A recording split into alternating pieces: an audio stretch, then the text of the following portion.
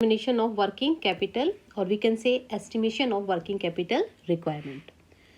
तो देखिए किसी भी व्यवसायिक संस्था में फिक्स असेट्स को पूर्ण उपयोग करने और डेली जो पेमेंट है उसके लिए कितनी वर्किंग कैपिटल की आवश्यकता होगी इसका निर्धारण करना एक महत्वपूर्ण कार्य होता है और इसके लिए फ्यूचर में विभिन्न करंट एसेट्स की आवश्यकता और कैश फ्लो का अनुमान लगाया जाता है। क्यों? क्योंकि कैश फ्लो से हमें यह जानकारी मिल जाती है कि किन किन करंट असेट्स में कैश की आवश्यकता और उपलब्धि होगी। इसके लिए सभी फैक्टर्स का विस्तृत रूप से एनालिसिस किया जाता है और उसके बाद उसका अनुमान लगाया जाता है जिससे संस्था के वित्तीय स्रोतों में आवश्यक लिक्विडिटी बनी रहे। और इसके लिए कई प्रकार के टेक्निक्स को काम में लिया जाता है। There are 5 methods of estimation of working capital requirement. First is operating cycle method, second is forecasting of current assets and current liabilities method, इसे हम ट्रेडिशनल मेथड भी कहते हैं। Third cash flow forecast method, fourth projected balance sheet method, fifth profit and loss adjustment method. तो आज के video में बात कर रहे हैं ऑपरेटिंग साइकिल मेथड जो सबसे इम्पोर्टेंट मेथड है।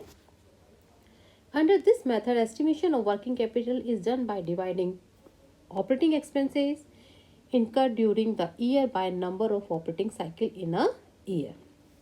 Clear? तो इसके लिए सबसे पहले हमें ऑपरेटिंग एक्सपेंसेस को कैलकुलेट करते हैं, फिर ऑपरेटिंग साइकिल। तो इस तरह से ऑपरेटिंग एक्सपेंसेस को कैलकुलेट करने के लिए हमें क्या क्या करना पड़ता है। देखिए, these expenses include purchase of raw materials, labour cost, fuel and power, and selling and distribution expenses for a specific period for which estimate can be obtained from cost record. Depreciation write-off of tangible assets are not included in these expenses because these are not non-cash items. Tax and dividend being appropriation of profit are also excluded from these expenses and capital expenses are also not included. तो देखिए जो operating expenses है इसमें यह जरूरी है कि इन व्ययों की रकम का अनुमान लगाते समय उत्पादन मिश्रण में जो चेंज हो रहा है, नवीन उत्पाद का प्रारंभ, पुराने उत्पाद का परित्याग, मूल्य चेंज आदि से विभिन्न जो परिवर्तन है उनका एडजस्टमेंट कर लिया जाना चाहिए। क्लियर? अब है second duration of operating cycle. ठीक है, जो ऑपरेटिंग साइकिल को की जो अवधि है उसको कैसे कैलकुलेट करना है। तो operating cycle period means growth time taken at various operating space starting from purchase of raw material to selling of finished goods and collection. This is called as gross operating cycle period. Clear? तो इसको कैसे calculate करना है, पहले तो हम एक जो प्रोसेस है वो देख लेते हैं। Operating cycle in A manufacturing concern. देखिए जो कंसर्न है मैन्युफैक्चरिंग उसके अकॉर्डिंग है ये कैश के बाद फिर रॉ मटेरियल इन्वेंट्रीज में जाता है ये, उसके बाद ये कन्वर्जन पीरियड होता है, फिर फिनिश गुड्स, उसके बाद अकाउंट रिसीवेबल्स और फिर वापस कैश। तो इस तरह से ये प्रोसेस चलता रहता है ऑपरेटिंग साइकिल, जो एक कैश के बाद रॉ मटेरियल और कन्वर्जन पीरियड, फिर फिनिश गुड्स, फिर अमाउंट रिसीवेबल्स। क्लियर? नाउ अब इसमें देखिए क्या क्या कैलकुलेट करते हैं। First is material storage period. Material जो स्टोरेज है इसमें उत्पादन हेतु निर्माण से पूर्व जितने दिन मटेरियल स्टोर में रखना पड़ता है उस अवधि को मटेरियल स्टोरेज पीरियड कहते हैं। इसकी कैलकुलेशन कैसे करते हैं। Average stock of raw materials upon annual consumption of raw material multiply by number of days in a year. तो हमने 365 लिख दिया है। और average stock of raw material कैसे कैलकुलेट करेंगे। Opening stock of raw material plus closing stock of raw material upon 2। Second working progress period या conversion period भी इसे कहते हैं। जितनी अवधि में रॉ मटेरियल वर्किंग प्रोसेस से माल में परिवर्तन होता है, निर्मित माल में फिनिश गुड्स में परिवर्तन होता है, वो अवधि उसे कन्वर्जन पीरियड कहते हैं। उसकी कैलकुलेशन कैसे करेंगे। Average working progress upon annual factory cost multiply by 360 और हम कर सकते हैं 365 number of days in a year. Clear? तो एवरेज वर्किंग प्रोग्रेस कैसे निकालेंगे। Opening working progress plus closing working progress upon 2। और फैक्ट्री कॉस्ट में क्या क्या इंक्लूड करेंगे, opening working progress plus consumption of raw material plus manufacturing expenses minus closing working progress. Clear. फिर आता है फिनिश गुड्स स्टोरेज पीरियड। माल तैयार होने व बिक्री से पूर्व जितनी अवधि तक माल स्टोर में रहता है उसे तैयार माल की संग्रहण अवधि कहते हैं, फिनिश गुड्स स्टोरेज पीरियड कहते हैं। उसको कैसे कैलकुलेट करेंगे, average stock of finish goods upon annual cost of sales multiply by number of days in a year. और average stock of finish goods कैसे कैलकुलेट करेंगे, opening stock of finish goods plus closing stock of finish goods upon 2। Cost of sale, इसे कैसे calculate करेंगे, opening stock of finish goods plus factory cost plus excise duty minus closing stock of finish goods. फिर आ जाता है average collection period. देखिए average collection period है, इसको भी कैलकुलेट किया जाता है क्योंकि ये भी जरूरी है कि जो संस्था है वो उधार बिक्री का भी सहारा लेती है और जितनी अवधि के पश्चात उधार राशि प्राप्त होती है उस समय तक यह जो धनराशि उधार में विनियोजित हो जाती है। और इसकी कैलकुलेशन कैसे करते हैं,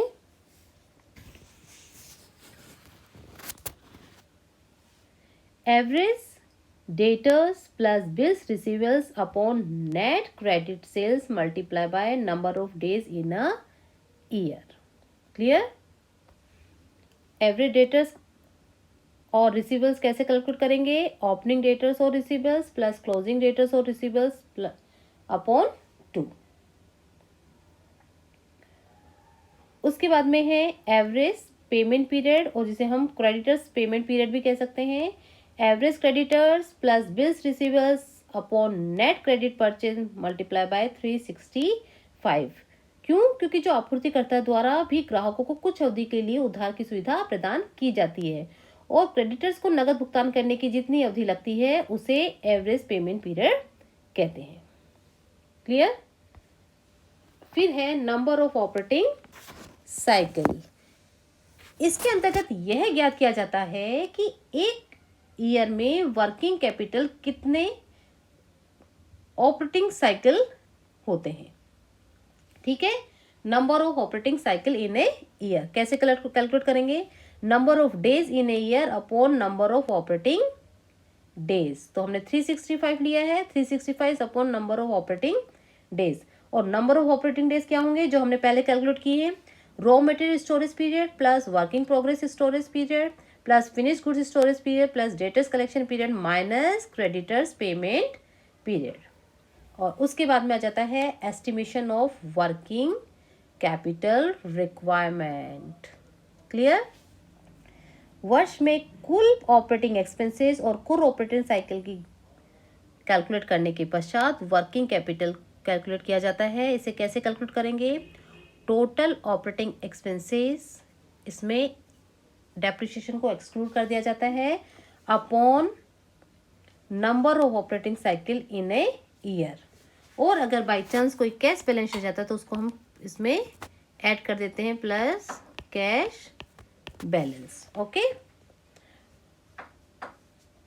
इसे ऐसे भी कैलकुलेट कर सकते हैं, टोटल ऑपरेटिंग एक्सपेंसेस या expenditure excluding depreciation multiply by net operating cycle period divided by 365 number of days in a year. और उसके बाद में प्रोविजन फॉर कंटिजेंसी कैलकुलेट किया जाता है। After determination of working capital requirement some percentage of this amount is added to cover the working capital requirement and it's vary from 5 to 10%। क्यों, क्योंकि वास्तविकता से अंतर की संभावना बनी रहती है जो अनुमान हमने लगाए हैं। अतः जो फोरकास्ट में संभावित अशुद्धता की कमी को दूर करने के लिए कंटिजेंसी के लिए प्रोविजन किया जाता है और यह वर्किंग कैपिटल का एक निश्चित परसेंटेज होता है, जैसे हम बताया आपको 5 to 10% होता है। और इस प्रावधान जो इस प्रोविजन है इसकी राशि को वर्किंग कैपिटल की राशि में क्या कर दिया जाता है, ऐड कर दिया जाता है। तो चलिए अब हम इसका एक एग्जाम्पल देख लेते हैं। हमारे सामने एक एग्जाम्पल है, trading and profit and loss account हमें दिया हुआ है। देखिए ओपनिंग स्टॉक, ये रॉ मटेरियल वर्किंग प्रोग्रेस ये दिया है, फिर purchase wages and manufacturing expenses, gross profit आ गया, administration expense, selling distribution, net profit, इधर सेल्स आ गई हैं, क्लोजिंग स्टॉक और by gross profit. Opening and closing debtors were ₹20,000 and 30,000 respectively, whereas opening and closing creditors were ₹9,000 and 10,200 respectively। हमें क्या calculate करना है? You are required to calculate the working capital requirement under operating cycle method। तो चलिए calculate कर लेते हैं operating cycle method से। क्यों? क्योंकि इसके अकॉर्डिंग ही हम इसको कैलकुलेट कर सकते हैं। तो चलिए कैलकुलेट करते हैं। क्वेश्चन आपके सामने आपने देख ही लिया है। क्लियर? चलिए तो सबसे पहले हम करेंगे, पेंसिल हम चेंज कर लेते हैं। चलिए क्लियर, ब्लैक ले लेते हैं। चलिए फर्स्ट क्या कैलकुलेट करेंगे हम? Computation of operating cycle. Clear? इसमें हम सबसे पहले कैलकुलेट करेंगे raw material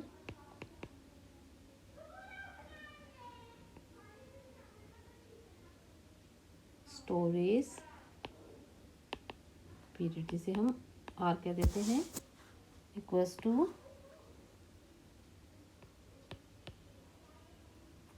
average stock of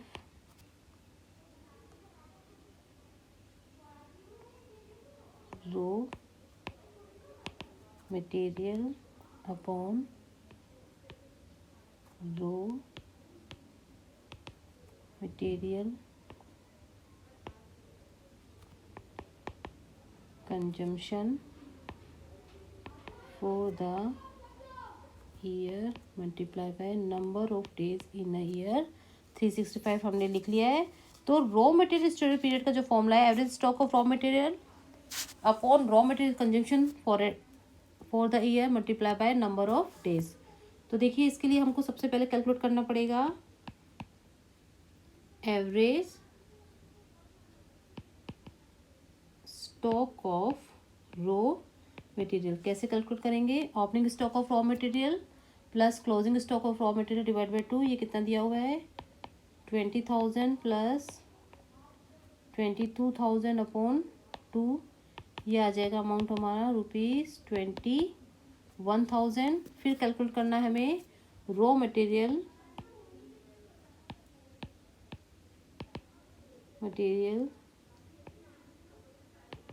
consumption for the year equals to, ये आ जाएगा 20,000 प्लस ₹75,000 माइनस 22,000। ये आएगा हमारे पास ₹73,000। अब हम इसको कैलकुलेट कर लेंगे।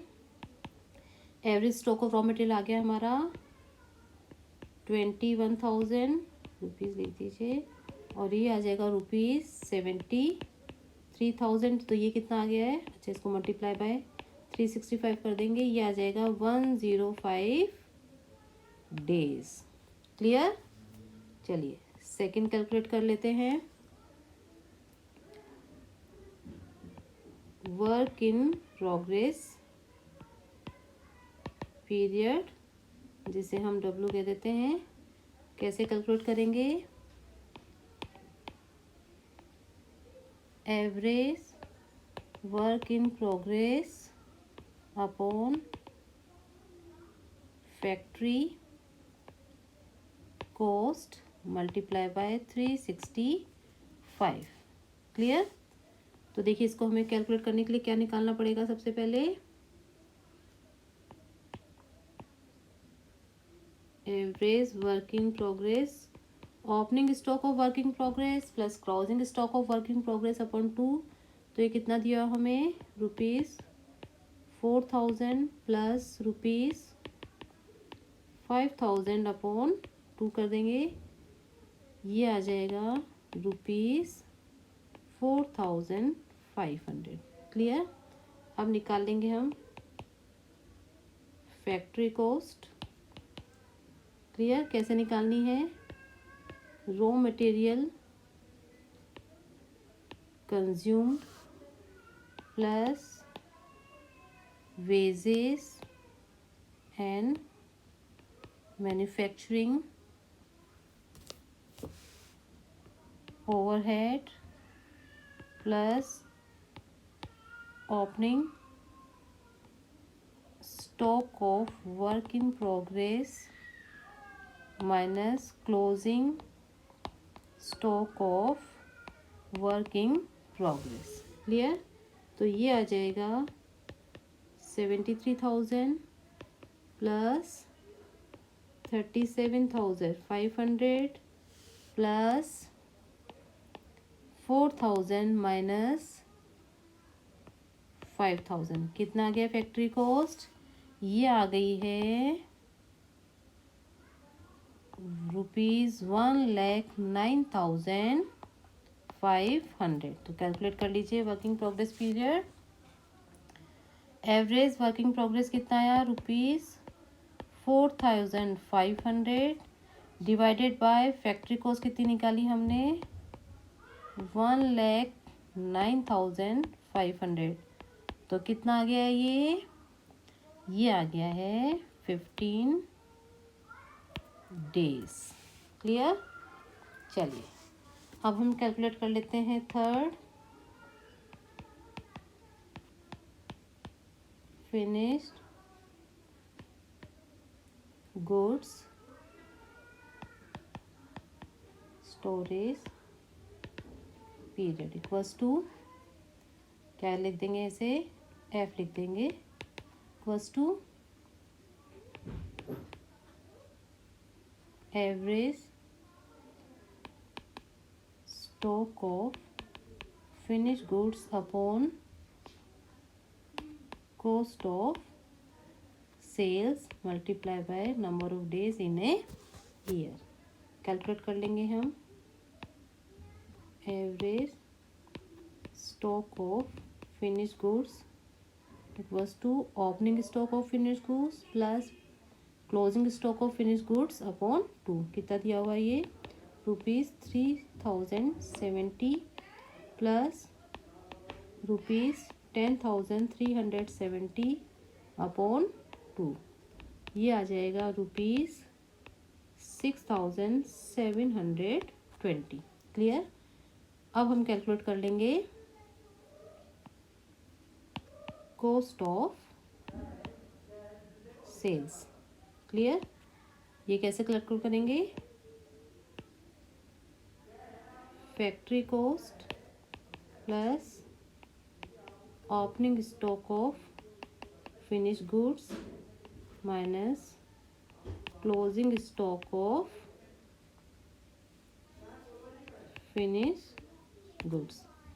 क्लियर, तो ये कितना आ गया? 1,09,500 प्लस ₹3,070 माइनस 10,370। तो ये आ गया है ₹1,02,200। क्लियर, अब हम कर लेंगे फिनिश गुड्स स्टोरेज पीरियड को कैलकुलेट। देखिए average stock of finish goods कितना आया? ₹6,720 और कॉस्ट ऑफ सेल आ गई है ₹1,02,200। डिवाइड कर देंगे, मल्टीप्लाई कर देंगे 365 डेज से, तो ये आ गया है हमारे पास 24 डेज। क्लियर, अब हम कैलकुलेट करेंगे fourth, that is debtors collection period. Clear, जिसे हम कह देंगे डी। ये कैलकुलेट करेंगे। ये कैसे कैलकुलेट करना है? Average debtors upon credit sales multiply by 365। ठीक है, अब हम कर लेंगे एवरेज डेटर्स कैलकुलेट करेंगे। Opening stock of debtors plus closing stock of debtors upon 2। तो ये दिया हुआ है ₹20,000 प्लस ₹30,000 डिवाइडेड बाई 2। ये आ जाएगा हमारे पास ₹25,000। क्लियर? तो कर लीजिए कैलकुलेट।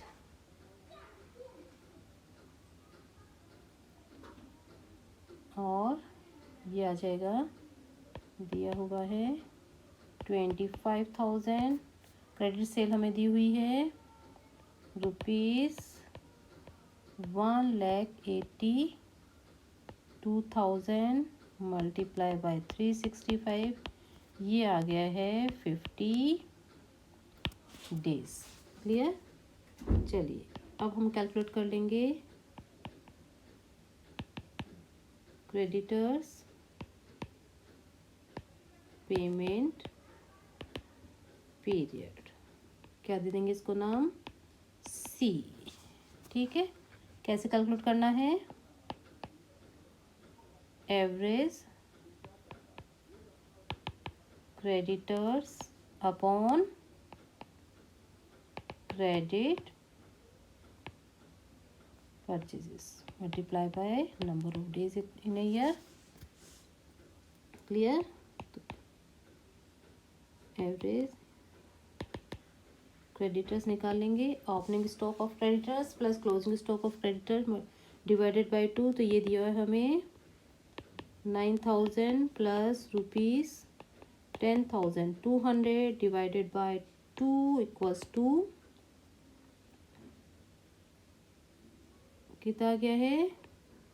9,600। क्लियर? तो यहाँ कैलकुलेट कर लीजिए। ये आ जाएगा 9,600 डिवाइडेड बाय क्रेडिट परचेज हमें दी हुई है 73,000 मल्टीप्लाई बाय 365। ये आ गया है 48 डेज। क्लियर? चलिए अब कैलकुलेट कर लेते हैं ऑपरेटिंग साइकिल पीरियड। कैसे कैलकुलेट करेंगे?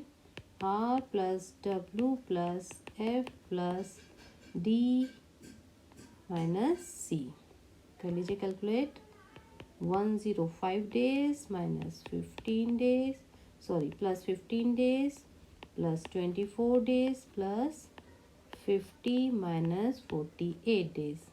तो ये आ गया है 146 डेज। क्या आ गया हमारा ये operating cycle period.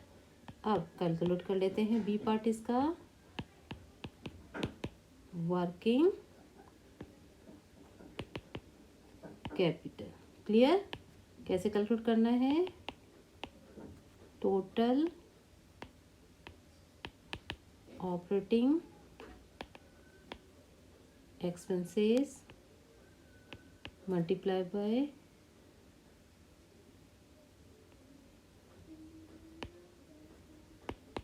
Operating cycle divided by number of days in year. 365 लिख दिया हमने।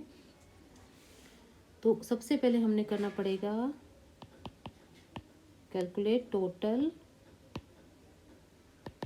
Operating expenses. Clear?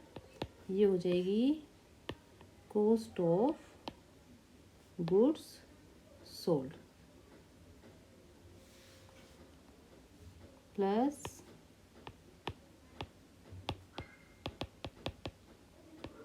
Administration expenses plus selling and distribution expenses. कैसे हो गया? Rupees cost of good sale है हमारी 1,02,200 plus ₹23,800 administration expenses plus selling and distribution expense दी हमें 20,000, तो ये आ गया है ₹1,46,000। क्लियर? तो कर लेते हैं आप calculate. ₹1,46,000 total operating expenses multiply by operating cycle हमारा निकला है 146 डेज अपॉन 365 डेज, ये आ गया है ₹58,400। तो ये हमारी वर्किंग कैपिटल हमने कैलकुलेट कर लिया है। तो इस तरह से पूरा ये प्रोसेस है वर्किंग कैपिटल को कैलकुलेट करने का ऑपरेटिंग साइकिल मेथड से।